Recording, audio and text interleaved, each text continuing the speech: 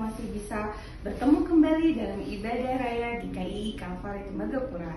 Saya percaya walaupun kita masih beribadah di rumah masing-masing, tapi kita senantiasa merasakan kebaikan Tuhan dalam kehidupan kita. Saya mau mengajak saudara-saudara untuk masuk dalam saat teduh. Kita mempersiapkan hati dan diri kita untuk menerima firman Tuhan.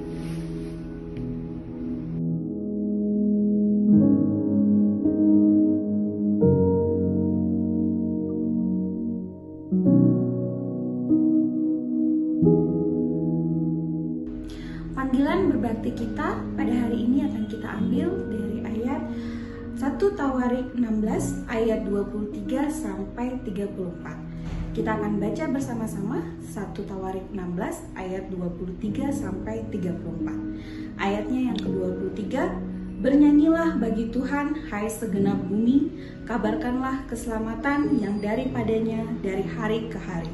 Ceritakanlah kemuliaannya di antara bangsa-bangsa, dan perbuatan-perbuatannya yang ajaib di antara segala suku bangsa. Sebab besar Tuhan dan terpuji sangat, dan lebih dahsyat Ia daripada segala Allah. Sebab segala Allah bangsa-bangsa adalah berhala, tetapi Tuhanlah yang menjadikan langit. Keagungan dan semarak ada di hadapannya, kekuatan dan sukacita ada di tempatnya. Kepada Tuhan, hai suku-suku bangsa, kepada Tuhan sajalah kemuliaan dan kekuatan. Berilah kepada Tuhan kemuliaan namanya, bawalah persembahan dan masuklah menghadap Dia. Sujudlah menyembah kepada Tuhan dengan berhiaskan kekudusan, gemetarlah di hadapannya hai segenap bumi. Sungguh tegap dunia tidak bergoyang. Biarlah langit bersukacita dan bumi bersorak-sorak. Biarlah orang berkata di antara bangsa-bangsa, Tuhan itu Raja. Biarlah gemuruh laut serta isinya, biarlah beria-ria padang dan segala yang di atasnya. Maka pohon-pohon di hutan bersorak-sorai di hadapan Tuhan, sebab Ia datang untuk menghakimi bumi. Bersyukurlah kepada Tuhan, sebab Ia baik, bahwasanya untuk selama-lamanya kasih setianya. Tuhan, kita ada sampai saat ini karena kita senantiasa dalam perlindungan Tuhan, dan kepada Tuhan saja kita percaya. Seperti nyanyian yang akan kita naikkan dari NKI 197, Aku Tahu Yang Kupercaya.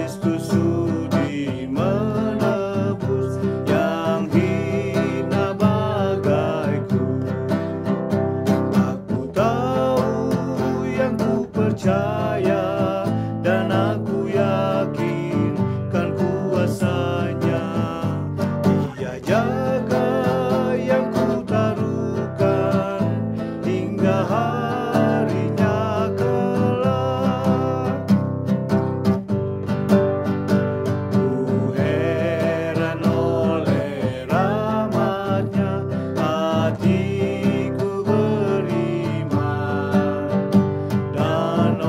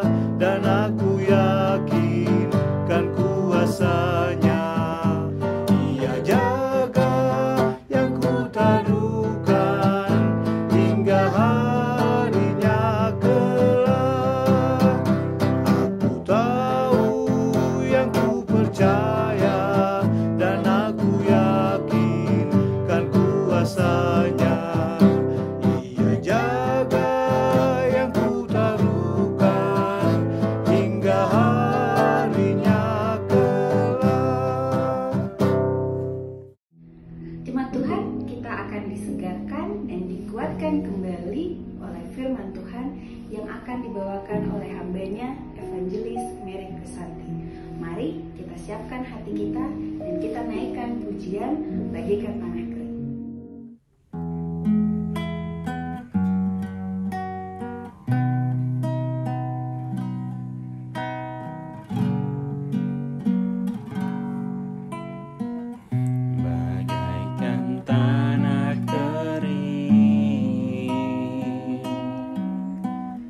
Yang merindukan air,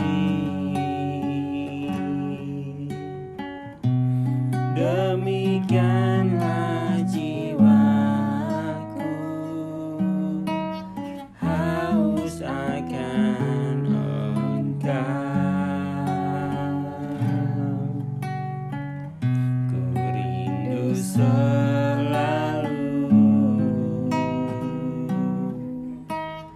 hadirmu di hidupku,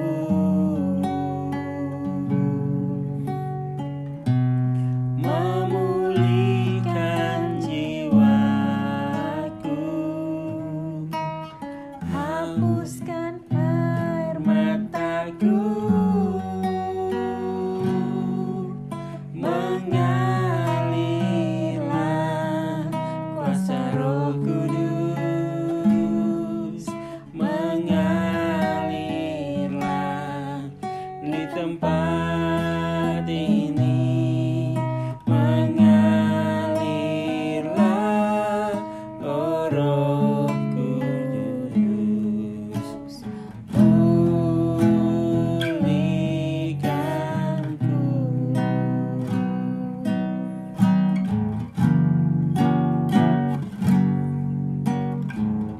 Bagaikan tanah kering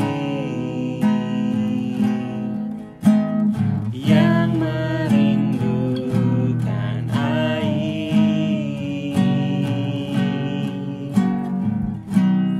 demikianlah jiwaku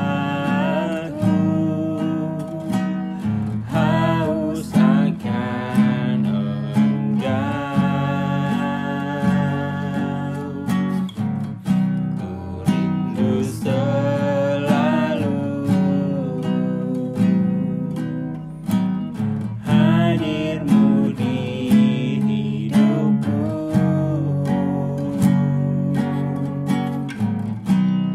memulihkan jiwaku dengan sukacitaku,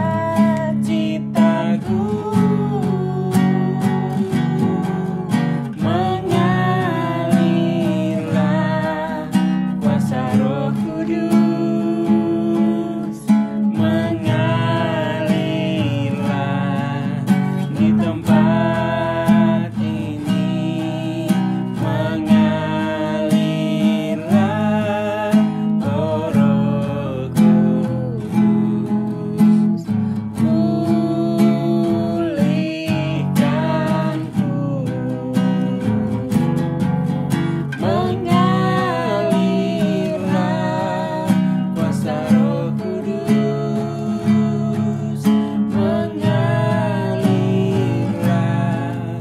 di tempat ini, mengalirlah oh Roh Kudus di hidupku, mengalirlah oh Roh Kudus di hidupku.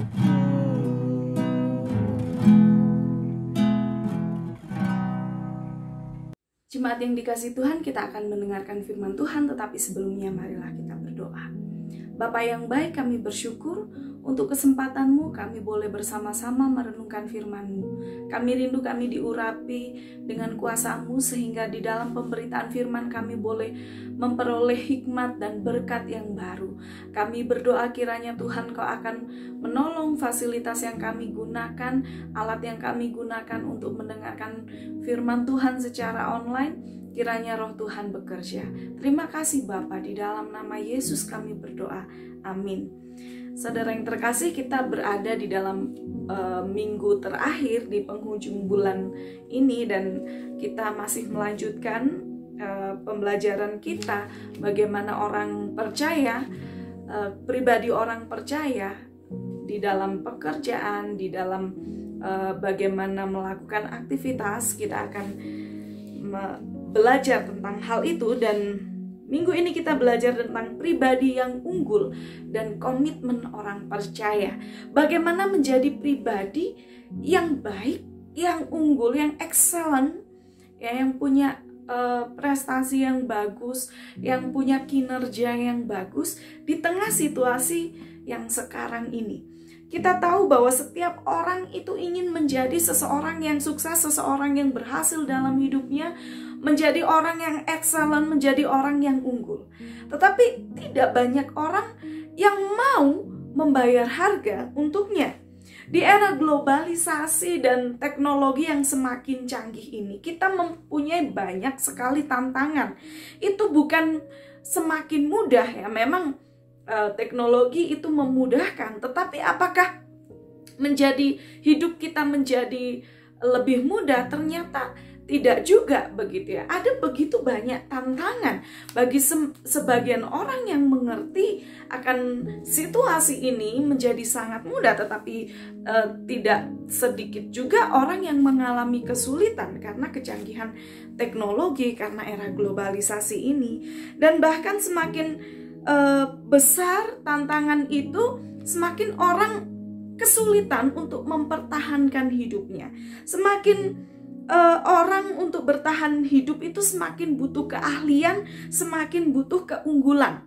Kalau orang yang nggak unggul, orang yang nggak punya keahlian, akan ditelan oleh zaman ini. Artinya apa?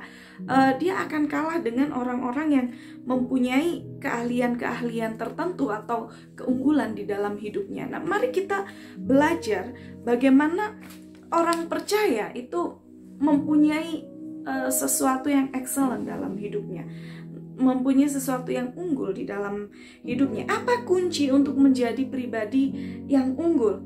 Nah, hal yang pertama yang mesti kita lihat adalah mengerti. Orang percaya harus mengerti panggilan Allah di dalam dirinya. Ada banyak orang yang beranggapan bahwa bekerja itu sesuatu yang menjemukan, melelahkan, dan itu seperti kutukan begitu, ya. Karena itu tidak menyenangkan sama sekali. Tetapi orang percaya harus melihat bahwa di dalam setiap pekerjaan itu ada panggilan Allah di sana. Kita berbicara masalah pekerjaan ini bukan hanya bicara masalah orang yang bekerja di kantor, ya, atau orang yang punya bekerja khusus begitu, ya. Tetapi seluruh aktivitas kita di rumah pun, sebagai ibu rumah tangga atau sebagai anak-anak, itu pekerjaannya adalah belajar, ya. Itu semua pekerjaan, panggilan seseorang di dalam sebuah pekerjaan. Karena Allah, hakikatnya adalah Allah memanggil kita di dalam pekerjaan yang sudah Tuhan sediakan bagi kita. Nah, mengerti poin ini adalah hal yang penting. Karena tanpa mengerti bahwa ada panggilan Allah di dalam pekerjaan kita, maka sulit untuk menjadi pribadi yang unggul, sulit untuk menjadi pribadi dengan kualitas yang baik. Allah memanggil kita di dalam pekerjaan kita, dan banyak orang yang tidak menyadari akan hal itu, ya.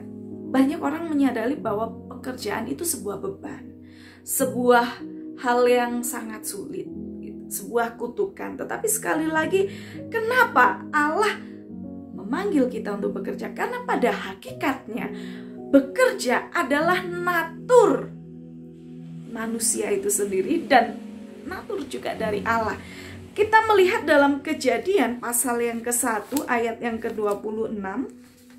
Kejadian pasal yang ke-1 ayat 26, berfirmanlah Allah, baiklah kita menjadikan manusia menurut gambar dan rupa kita, supaya mereka berkuasa atas ikan-ikan di laut dan burung-burung di udara, dan atas ternak, dan atas seluruh bumi, dan atas segala binatang melata yang merayap di bumi. Nah, yang pertama yang disinggung Allah di sini adalah menciptakan manusia sesuai dengan gambarnya.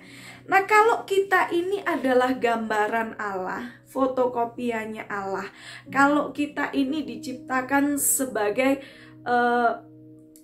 rupa Allah, maka kita memiliki kesamaan ya dengan pencipta kita. Nah, Allah adalah Allah yang bekerja. Dia menciptakan segala sesuatu, bahkan dikatakan di dalam firman Tuhan sampai hari ini Allah terus bekerja.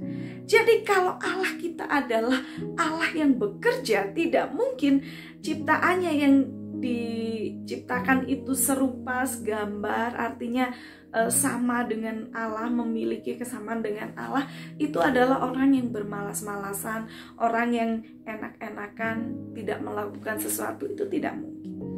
Jadi karena Allah kita bekerja, sampai saat ini dia bekerja, maka kita sebagai gambaran Allah, sebagai rupa Allah, kita pun melakukan hal yang sama. Kita bekerja seperti Allah bekerja. Nah, tugas utama yang diberikan Allah kepada manusia ketika manusia diciptakan dan setelah Allah menciptakan segala sesuatu ya, kemudian kita melihat bahwa manusia diciptakan di hari yang terakhir. Apakah kemudian manusia hanya enak-enakan begitu saja? Enggak. Tugas pertama yang diberikan Allah kepada manusia adalah bekerja, merawat ciptaan Tuhan, merawat apa yang sudah Tuhan berikan. Dan manusia juga menamai hewan-hewan, manusia berkuasa atas hewan-hewan, atas ciptaan yang lain. Itu adalah sebuah pekerjaan. Jadi panggilan utama di dalam diri manusia adalah bekerja.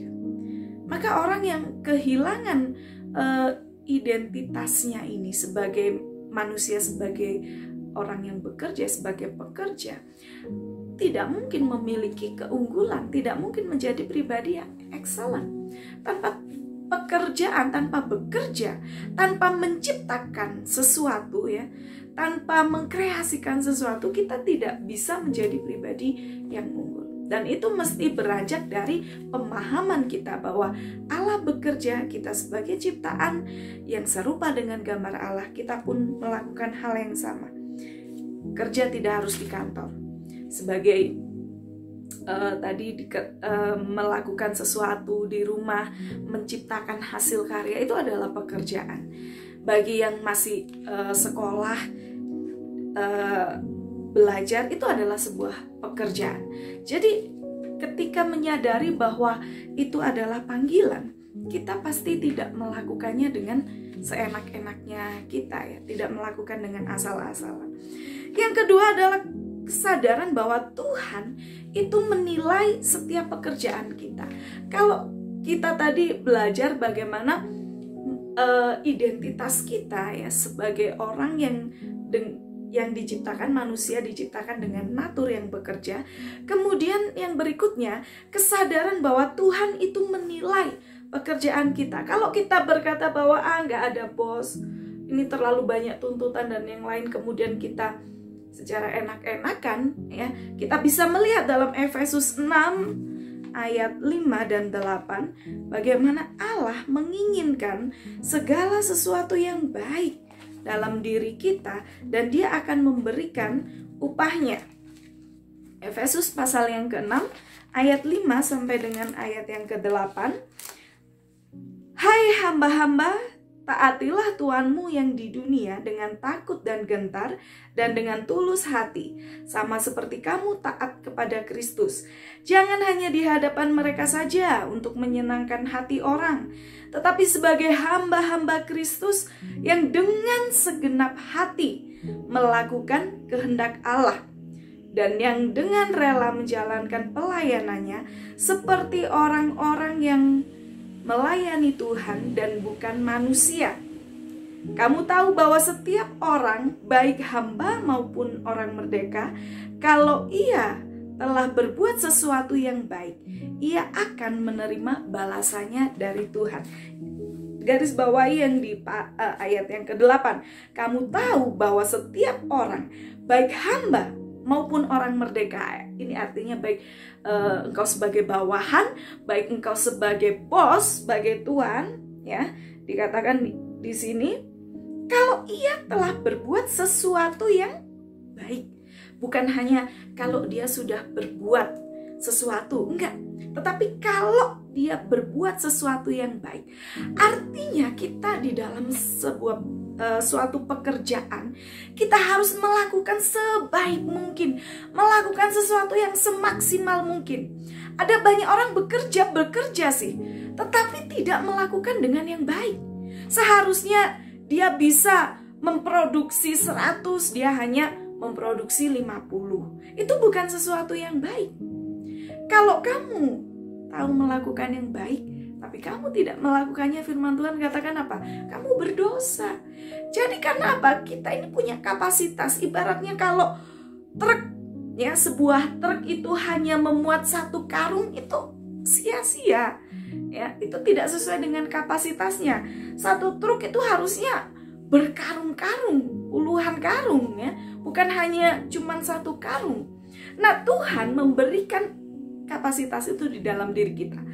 Kita dibekali dengan sesuatu yang baik. Dalam Kejadian dikatakan dia melihat ciptaannya sungguh sangat baik, amat baik, ya. Jadi kita dibekali dengan sesuatu yang baik. Ketika kita melakukan pekerjaan tidak baik, Tuhan pasti sangat kecewa, ya. Kalau kita punya bawahan tidak melakukan sesuai dengan apa yang kita sudah rancangkan, ya, sudah rencanakan, itu kita kecewa.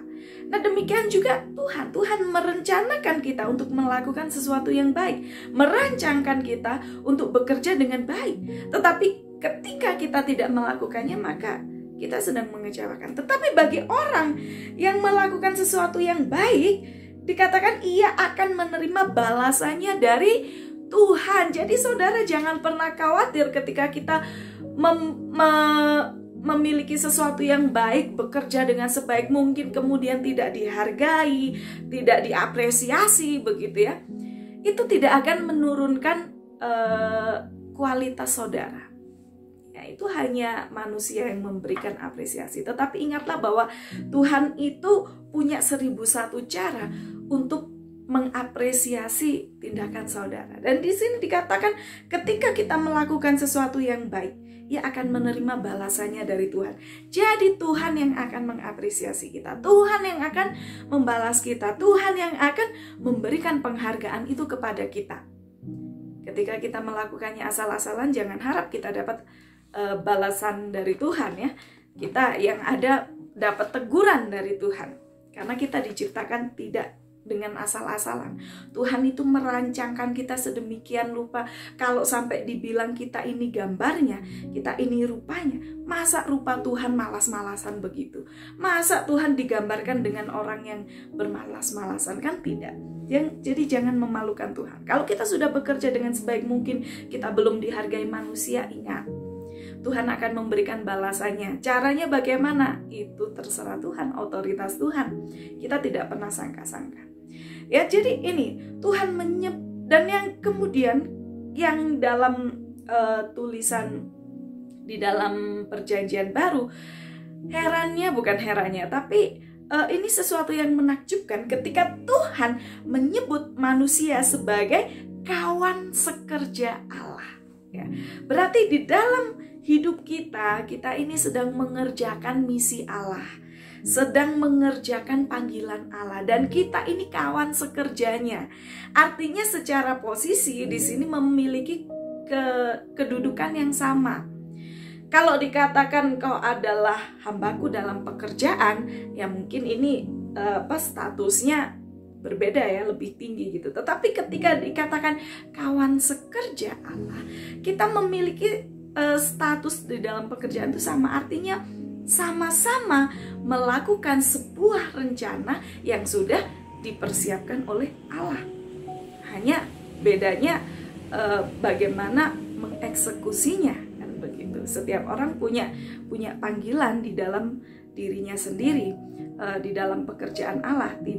Tidak sama semua, tidak harus sama semua, tetapi setiap orang punya panggilan. Tetapi ingatlah bahwa kita ini kawan sekerja Allah. Maka kalau kita menjadi kawan sekerja Allah, kita harus melakukan yang terbaik.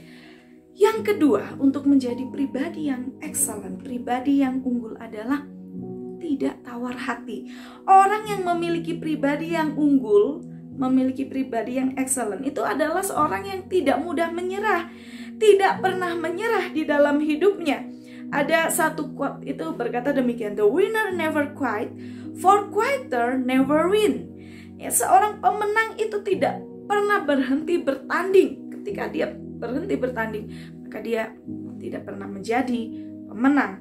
Nah, itu bisa kita lihat di dalam 2 Korintus pasal yang keempat. Ya, memang ini agak panjang ya, tetapi kita tidak akan membahas semuanya. 2 Korintus pasal yang keempat, ayat yang pertama sampai dengan ayat yang ke-15. Nanti saudara bisa baca di rumah untuk hal ini sendiri. 2 Korintus pasal 4 ayat yang pertama sampai dengan ayat yang ke-15. Ini Rasul Paulus sedang berbicara masalah melayani Tuhan, dan kita kembali lagi kepada poin yang pertama, bahwa di dalam pekerjaan kita sedang melakukan misi Allah. Artinya tidak ada dualisme di sini ya. Kalau saya bekerja itu bukan melayani, kalau saya melayani hanya di gereja, tidak demikian. Pekerjaan kita merupakan pelayanan kita untuk menggenapkan misi Allah. Dan di sini dikatakan tidak ada tawar hati, tetapi harta ini kami punyai dalam bejana tanah liat, supaya nyata bahwa kekuatan yang melimpah-limpah itu berasal dari Allah, bukan dari diri kami. Dalam segala hal kami ditindas, namun tidak terjepit. Kami habis akal, namun tidak putus asa. Kami dianiaya, namun tidak ditinggalkan sendirian. Kami dihempaskan, namun tidak binasa. Ini memang konteksnya adalah bagaimana orang percaya memberitakan Injil, bagaimana Rasul Paulus itu memberitakan Injil. Tapi kita bisa belajar dari Rasul Paulus. Kenapa Rasul Paulus menjadi orang yang excellent, menjadi orang yang unggul di dalam pemberitaan Injil? Kenapa dia menjadi rasul yang besar dengan tulisannya yang begitu banyak, dengan kesaksiannya yang begitu menakjubkan? Adalah kuncinya ini, tidak tawar hati. Ya, jadi kalau kita melihat di dalam ayat yang pertama, oleh kemurahan Allah kami telah menerima pelayanan ini. Karena itu kami tidak tawar hati. Tidak tawar hati itu menjadi artinya begini ya. Kemudian ketika ada satu tantangan, ketika ada satu masalah, menjadi ciut, kemudian tidak melakukan apa-apa, itu yang dinamakan tawar hati. Tetapi Rasul Paulus di dalam menjalani pekerjaannya adalah sebagai pemberita Injil, pelayan Tuhan, melayani Tuhan. Dan kita semua memang sedang memberitakan Injil. Hanya berbeda pemberitaan Injil. Sebagian orang sebagai pendeta adalah pemberitaan Injil di mimbar. Tetapi saudara punya kesempatan memberitakan Injil yang lebih besar, yaitu di dalam pekerjaan. Kalau saya memberitakan Injil, yang dengar hanya orang-orang Kristen. Tetapi saudara ketika melakukan pekerjaan dengan sesuatu yang baik, tidak pernah menyerah dengan tantangan, masalah yang ada, saudara sedang memberitakan Injil kepada bukan hanya orang yang percaya, kepada orang yang tidak percaya juga. Saudara sedang memberitakan Injil. Saudara punya kapasitas yang lebih besar dari pendeta-pendeta, dari hamba-hamba Tuhan. Orang yang bekerja dengan sungguh-sungguh, dengan sesuatu yang baik, yang maksimal, dan juga dengan tidak pernah tawar hati, tidak pernah menyerah, adalah orang-orang yang sedang memberitakan Injil Kristus, teladan Kristus di dalam hidupnya kepada setiap orang, kepada semua orang yang melihat dia. Nah, ini hal yang baik. Untuk orang yang berhasil dalam hidupnya adalah orang yang tidak pernah menyerah, orang yang tidak pernah putus asa, orang yang tidak pernah tawar hati menghentikan langkahnya hanya karena satu dua hal. Kegagalan itu pasti ada, tetapi kegagalan itu bukan akhir dari segala-galanya. Kegagalan hanyalah ujian-ujian kecil. Kegagalan itu hanyalah lintasan-lintasan dalam perjalanan kita, tetapi itu bukan tujuan kita. Ya, yang ketiga adalah menjadi orang yang pribadi, orang yang excellent adalah memanfaatkan modal ya, yang sudah dikaruniakan Allah, yaitu memanfaatkan talenta-talenta kita. Tanpa menggunakan ini, orang nggak bisa. Orang yang rajin saja, tanpa tahu talentanya, karunianya di dalam dirinya, itu tidak bisa menjadi pribadi yang unggul. Maka lihatlah kepada diri kita, apa yang Tuhan sudah berikan, karunia apa yang Tuhan sudah berikan, talenta seperti apa yang sudah berikan. Maka kebanyakan orang yang tidak berhasil dalam hidupnya adalah dia bekerja tidak sesuai dengan talentanya, dia bekerja tidak sesuai dengan karunianya. Makanya bapak-bapak, ibu-ibu kalau punya anak juga jangan dipaksakan. Ya, hanya karena keinginan kita menjadi dokter, kemudian anak-anak harus dipaksakan menjadi dokter, jangan. Dia punya karunia yang Tuhan sudah modalkan. Kita semua manusia punya karunia sendiri yang Tuhan sudah berikan kepada kita. Dan itulah yang harus diasah, dikembangkan, sehingga kita menjadi pribadi yang unggul. Allah memberkati kita dengan segala kebaikan. Itu yang pertama. Jadi tidak ada satu orang pun di antara kita yang tidak memiliki karunia. Tidak. Kita ingat perumpamaan 5 talenta ya. Ada yang diberi 1, ada yang diberi 3, ada yang diberi 5. Bagi orang yang memanfaatkan talentanya, memanfaatkan karunia Allah, dia akan berkembang. Dia akan berbuah menjadi banyak. Tetapi orang yang menyimpannya, seperti yang hanya punya 1 talenta, dia hanya simpan sendiri ya, dia akan mati. Ya, memang dia akan dihukum, tapi kemudian kan dia mati ya karena hukuman itu. Jadi orang yang tidak menggunakan karunianya di era globalisasi ini, di teknologi yang semakin canggih ini, di zaman yang semakin menuntut orang kreatif ini, kalau tidak pada karunianya, kalau tidak pada talentanya, itu dia akan mati, nggak akan bisa hidup di situ. Jadi kita butuh mengenal karunia apa yang Tuhan sudah berikan dalam diri saya. Itu yang kita asah. Dan faktor yang utama, yang terakhir, yang paling penting adalah kasih karunia Allah. Kenapa saya katakan begini? Saudara mungkin pernah dengar ya kata-kata ini, orang pintar kalah sama orang bejol gitu kan. Ya walaupun itu iklan gitu. Orang yang pintar kalah sama dengan kalah dengan orang yang beruntung gitu kan. Ini bukan masalah untung beruntung. Ini bagaimana Allah memberikan kasih karunia-Nya kepada orang yang dikasihinya. Dan kita tahu keberhasilan, kesuksesan itu adalah kasih karunia Allah. Karena tanpa kasih karunia Allah itu nggak mungkin, nggak bisa orang. Kalau kita lihat ya dalam Mazmur 127 ayat 2 itu kita bisa lihat, sia-sialah kamu bangun pagi-pagi karena Tuhan akan memberikan berkatnya pada orang yang dikasihinya waktu ia tidur. Ini bukan masalah, kalau begitu saya nggak usah bekerja ya. Kan pemazmur bilang ini ya sia-sia saya bangun pagi kemudian kita menjadi bangunnya siang. Dan ini bukan berbicara masalah waktu, tetapi ini berbicara masalah apa?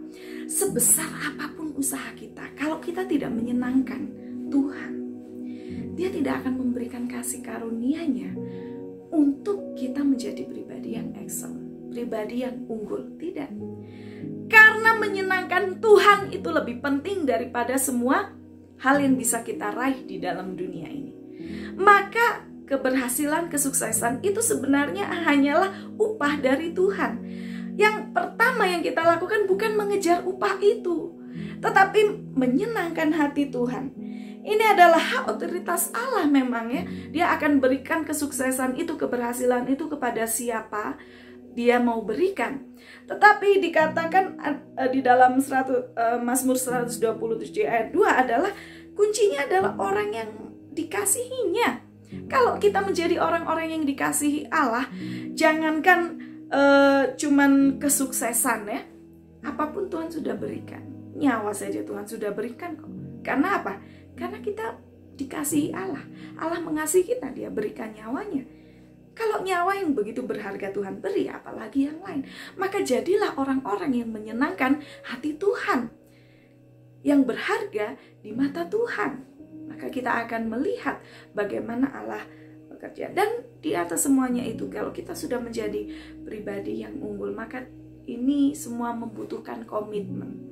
Komitmen orang percaya yang terus-menerus dilakukan. Bukan hanya sekedar, oh saya habis dengar firman Tuhan, habis itu saya lakukan, ntar sebulan 2 bulan lupa, sudah tidak melakukan. Tidak. Kontinuitas ya, artinya kontinu, terus-menerus. Itu yang Tuhan mau. Sampai kapan kita melakukannya? Sampai Tuhan Yesus datang. Maka kita bisa melihat bahwa kita adalah umat pilihan yang dipanggil Allah menjadi pribadi yang unggul, yang excellent, dengan yang memegang komitmen. Ingat, dasar kita adalah kebenaran firman Tuhan. Di situ kita melihat rule-nya. Setelah itu baru yang lain-lain.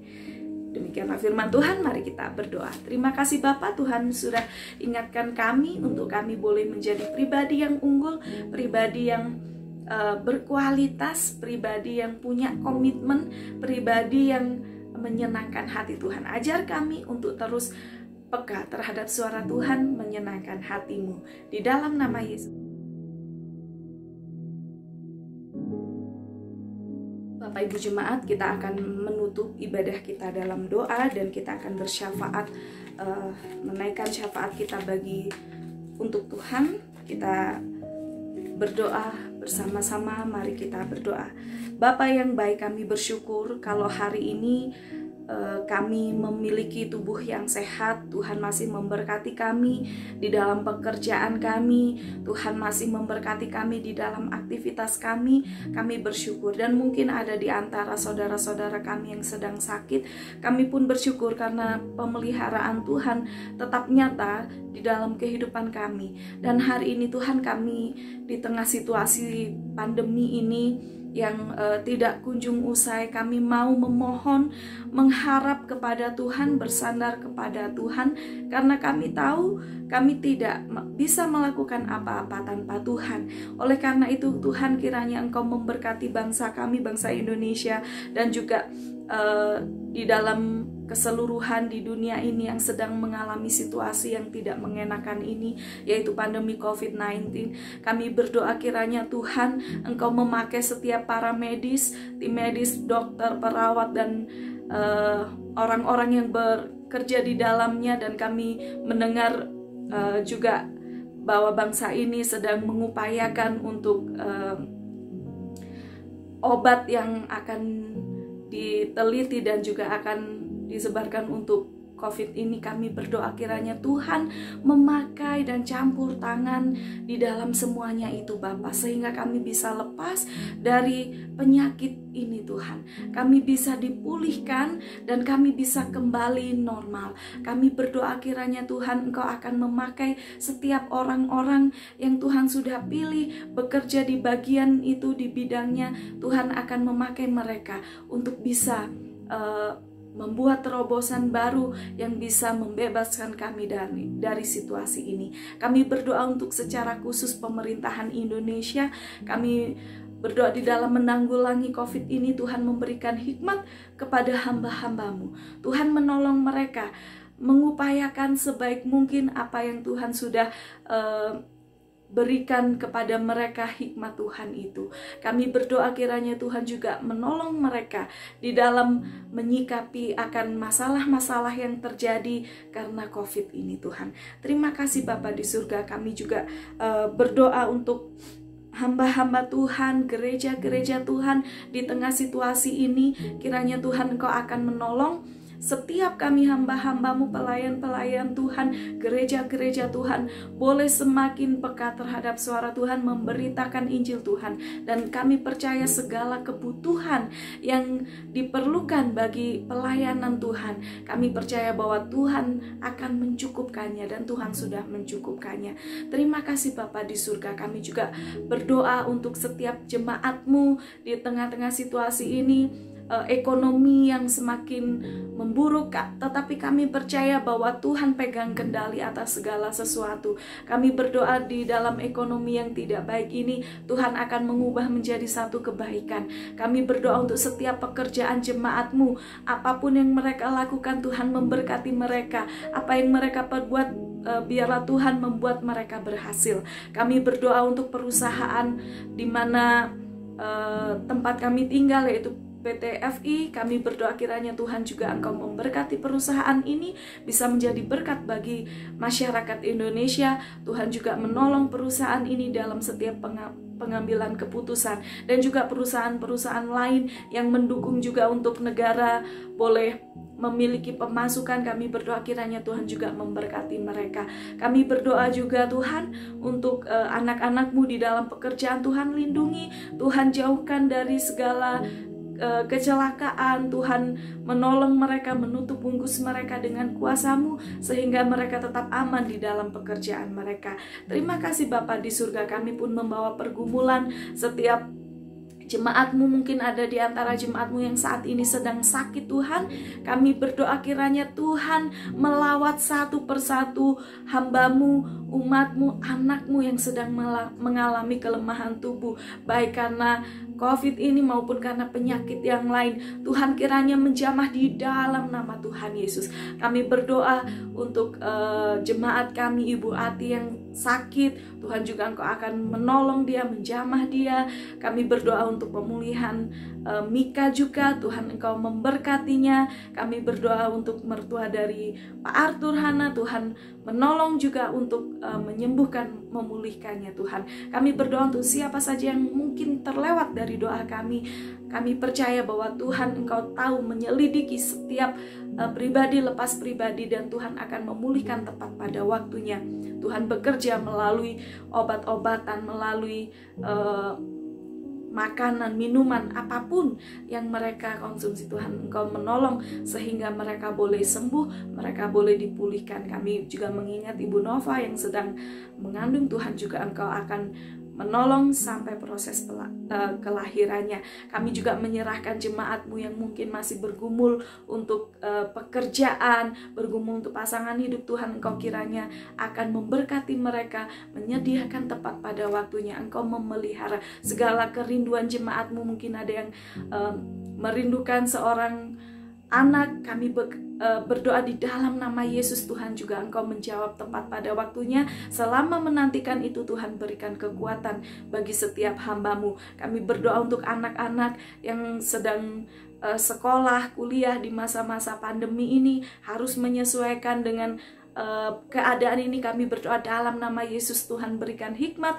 Tuhan berikan kekuatan, dan Tuhan menolong orang tua di dalam mendidik anak-anak secara pribadi. Tuhan berikan kemampuan. Terima kasih Bapak. Pada akhirnya kami menyerahkan setiap pergumulan kami, setiap diri kami saat ini dengan pergumulan masing-masing, dan juga apa yang sudah kami naikkan, kami serahkan ke dalam tangan Tuhan.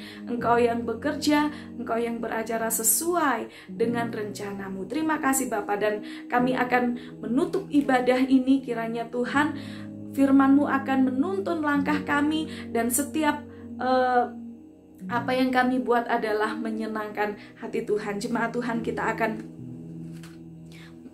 menutup ibadah ini. Kita siapkan hati kita, kita mengangkat tangan dan menerima berkat dari Tuhan. Kiranya kasih karunia daripada Allah Bapa, Allah Anak, dan Allah Roh Kudus menyertai kita dalam segala sesuatu yang kita kerjakan, menolong kita, memimpin kita dari saat ini sampai Tuhan datang kedua kali. Amin. Saya mengajak jemaat Tuhan untuk tetap memberikan persembahan untuk mendukung pekerjaan Tuhan ke nomor rekening yang tertera di layar. Jemaat Tuhan, demikianlah rangkaian ibadah kita hari ini. Selamat menjalani